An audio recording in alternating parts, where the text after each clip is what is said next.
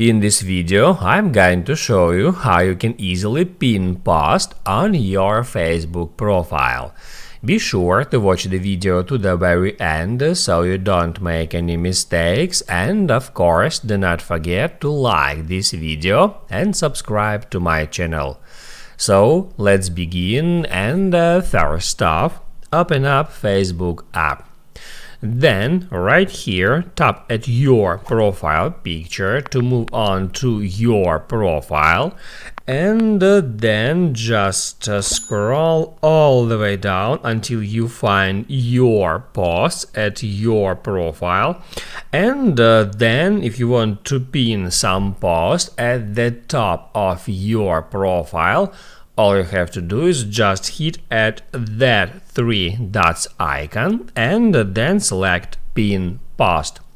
That will pin your post at the top of your timeline. In any time you can unpin that post, just hit at three dots and select Unpin. That's how it works. Now you can write down in the comments below if you have any questions about that tutorial, and also I recommend you to check out my Facebook tutorials playlist, which you can easily find in the description. Hit the like button if you like that video, and see you in the next one.